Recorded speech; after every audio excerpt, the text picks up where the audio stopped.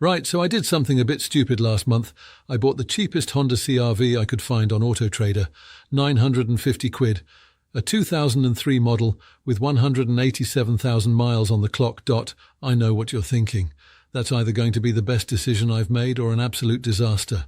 Well, I drove it for 30 days, and I'm going to show you exactly what broke, how much it cost me, and whether I'd do it again. Spoiler, it wasn't as bad as I expected. But it also wasn't the cheap, reliable Honda dream everyone talks about. Let's get into it. So why did I buy it? I've been making these videos about cheap cars that mechanics actually drive, and the Honda CR-V Mark II kept coming up. People say these things just run forever if you look after them. I wanted to test that theory with my own money. I found this one in Birmingham. Silver, petrol, 2.0 litre, automatic gearbox. One previous owner, full service history, and the MOT was valid for another 4 months. £950. Seemed like a decent deal for a Honda. I took it for a test drive. It drove fine. No weird noises. The automatic gearbox shifted smoothly. The air conditioning worked. I had a quick look underneath for rust, and it seemed okay for a 20-year-old car. So I bought it. Day 0. I drove it home. 200 miles. No issues. I was feeling pretty good about myself. Day 3 is when things started going wrong. I noticed a small puddle under the front of the car after it had been sitting overnight. Coolant. The water pump was weeping. Now, this is a known issue on these K-series engines. The water pump fails around 90 to 120,000 miles. This car had done nearly double that. So I wasn't exactly surprised, but I was annoyed. I took it to an independent Honda specialist. They quoted me £280 to replace the water pump and do a full coolant flush. I got a second quote from a general garage, and they said £210. So I went with them. £210, not the end of the world, but that's already 22% of what I paid for the car. Day 8. I started hearing a clicking noise from the front suspension when going over bumps or turning. Classic CV joint or suspension bush issue. I jacked it up and had a look. The lower ball joint on the driver's side had play in it. Not dangerous yet, but it needed sorting before the MOT. Another trip to the garage. They replaced both lower ball joints and the track rod ends while they were in there. £460 all in, including labour and an alignment. £460. At this point, I've spent £670 on a £950 car, and I've only had it for just over a week. Day 14. The exhaust started sounding a bit raspy. I had a look underneath and the back box was rusted through. It was blowing quite badly. I found a pattern part online for £85 and fitted it myself in the driveway. Took about an hour and a half.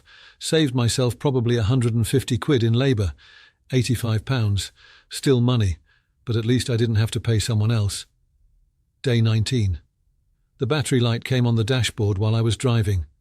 The alternator was dying. Classic symptom on these. I managed to limp it home, but the battery was completely flat by the time I got there. I ordered a refurbished alternator from a specialist for £140 and fitted it the next day. £140. At this point, my total spend is sitting at £895. I've basically bought the car twice in 3 weeks. Now here's the thing, after I fixed those issues, the car was actually really good for the remaining 10 days. I did about 800 miles. And it was comfortable, the automatic gearbox was smooth, the 2.0 petrol engine pulled nicely, and I averaged about 34 miles per gallon. The rust wasn't as bad as I feared. There's surface rust on the rear arches, but nothing structural. The interior is holding up well for the mileage. The air conditioning still blows cold, so the car itself is solid. The problems weren't because it's a bad car, they were because it's a 20-year-old car with nearly 200,000 miles that clearly hadn't been maintained properly before I bought it. Let me break down the total costs. Purchase price £950 water pump plus coolant, £210 ball joints plus tracking, £460 exhaust back box, £85, alternator £140, total spent £1,845, £1,845 for a car that's now mechanically sound and should be good for another year or two without major issues. Was it worth it? Honestly, I'm not sure yet. If I'd spent £2,000 up front on a better example with lower miles and full service history, I probably would have saved money in the long run. But I wanted to test the cheap CR-V theory, and I did. Here's what I learned from this experiment. Number one, the cheapest car is rarely the cheapest to own. I saved £900 on the purchase price compared to a nicer example, but I've already spent nearly that much on repairs in 30 days. Number two, these Honda engines really are tough. Even with neglected maintenance, the 2.0K series is still running strong at 187,000 miles. The problems were all wear items, not engine failures. Number three, buy the service history, not the car.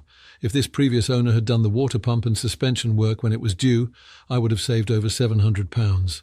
Number four, learn to do basic jobs yourself. Fitting that exhaust saved me a lot of money. The alternator wasn't difficult either. YouTube is free. So would I recommend buying a £950 CR-V? Only if you're handy with a spanner, you have a bit of money set aside for repairs, and you're not relying on it as your only car. If you want something that just works with minimal drama, spend £2,000 to £2,500 and get a better example. That said, I'm keeping this one. I've already put nearly £1,000 into it, and it's actually a really nice car now. Comfortable, practical, and should be reliable for the next 12 months at least. Next week, I'm going to show you what I found when I inspected 5 CR-Vs under £1,000. The differences were shocking. Some were absolute rot boxes, others were genuinely good cars that just needed a bit of love. If you found this useful, hit the like button and subscribe. I'm doing these real-world experiments every week so you don't have to. And let me know in the comments what you drive and what it's cost you lately. The more data we have, the better. I'm Dave, thanks for watching. Check for rust, check the service history, and I'll see you in the next one.